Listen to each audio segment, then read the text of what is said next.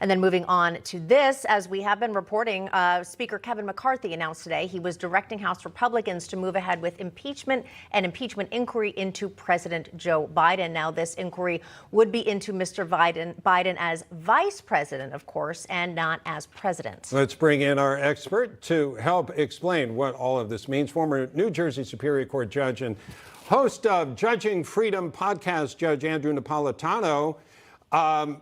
Judge, what's your legal analysis of this? I mean, a lot of different directions to go, but with your mind, what strikes you about what's going on here? Well, the people that you just saw in front of the Capitol building basically said to Kevin McCarthy, if you want to stay as Speaker of the House, you better allow us to go where the evidence is taking us on the impeachment of Joe Biden. We know you don't want this, but you won't be Speaker if you don't do that. They have a rule in the House that allows any one member to declare the chair vacant. Judge, can I get you to hang on just a second? I'm sorry. Rick Scott Sure. here. Let's listen in to him for a moment. So I have a bill that we're going to get that done also. But thank God for these people standing up here, or this will not change. Now I'm going to turn it over to Chip.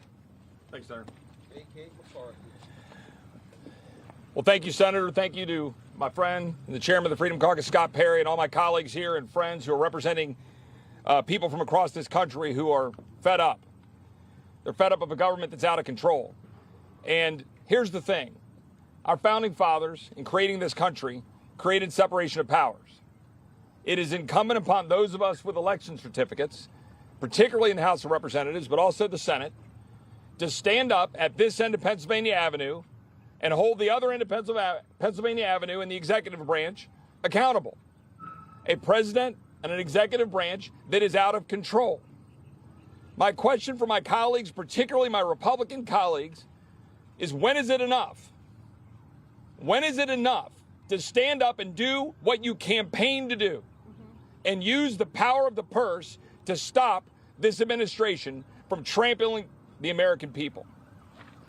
All right. Spending is out of control. All right, Chip Roy, congressman from Texas. I think they're talking about using the power of the purse to take money away from Mayorkas and the folks down there, using the leverage they do have. Continue your thoughts here, Judge. Sure. I mean, they're angry, and rightly so. And some of their anger is at other Republicans. So by twisting Kevin McCarthy's arm, you want to stay as Speaker. Let us go where the evidence is leading us on this impeachment. Now, impeachment, of course, in this case, has to do with impeaching him now for when he was vice president. We know somebody can be impeached after they don't hold the job any longer. Donald Trump's second impeachment was after he had left the White House. What purpose would be served? Well, from the Republican perspective, two purposes. One, the revelation of evidence of very tawdry behavior on the part of then Vice President Biden. Even if it's criminal, he's fortunate. It's more than 5 years, so the statute of limitations has expired, but he can be impeached. Can't be removed from office as president. But the second penalty for impeachment, if he's convicted in the Senate, a big if, of course, is invalidation from seeking federal office. So if he's impeached by the House and convicted in the Senate, he would be barred from running for re-election. What a perfect storm. The incumbent Democrat has an impeachment pending. The likely Republican nominee has 4 indictments pending. And the American public is saying, we're going to go through this again? Yeah, and speaking of the potential GOP nominee, former President Trump, as we know, and as you referenced, he has legal cases ahead of him. But his legal team most recently has filed a motion to have Judge Chutkan recused in his 2020 election interference case. Do you think there's any likelihood of that happening? Is that a good tactic? Well, I don't blame them for making the argument. It allows them to get out ahead of the curve and articulate all of their complaints about the judge. However, recusal motions are made to the judge whose recusal you want. So they're asking her to recuse herself by finding that she is somehow biased against him. The chances of her doing that are none and none. You can appeal that decision to the appellate court, but the appellate courts just rarely get involved in a decision like that. So basically, they're just going through the motion. But part of their strategy is to bury her. I don't mean literally, but I mean inundate her with motions, forcing her to make a lot of decisions in the hope that if he's convicted, some of those decisions will be found to be wrong, and then they have an appealable event. You know, the case in Georgia seems like it's so complicated, Netflix wouldn't take it. You know, so Nicely put, Mr. Home Run Hitter.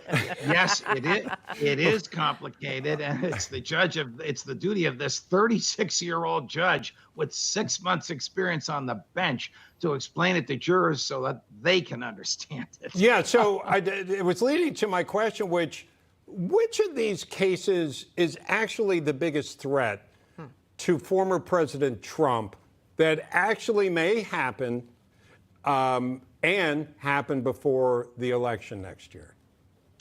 I think the January 6th case, you just showed a picture of Judge Chutkan. That's the judge whose recusal they're seeking, is the biggest threat to him. But the most dangerous case, the one most likely to end up in incarceration upon conviction, is Mar-a-Lago. Why do I say that? I don't know if he's going to be convicted. A lot of his own employees are going to testify against him. But nobody, take it to the bank, nobody has been convicted under that espionage statute since 1947 and has not gone to jail. So those are the two he has to worry about the most. Georgia is very complicated. The one in New York, I'm not even sure the prosecutors are continuing to take it seriously. Yeah, and the documents case, Mar-a-Lago, isn't that about isn't the biggest threat defying a subpoena? I mean, you can make arguments, but doesn't that set aside from the espionage aspect of it? Yes, defying the subpoena by unlawful means is the allegation there. That's the so-called cover-up, asking your employees, and the employees are going to give this testimony, to erase videotapes of boxes of documents being moved. The principal charge is unlawful retention of NDI, National Defense Information. NDI can't be declassified, so it doesn't matter what the then president or former president thought of it. Yeah. It's very retention by anyone outside of a secure federal facility is criminal.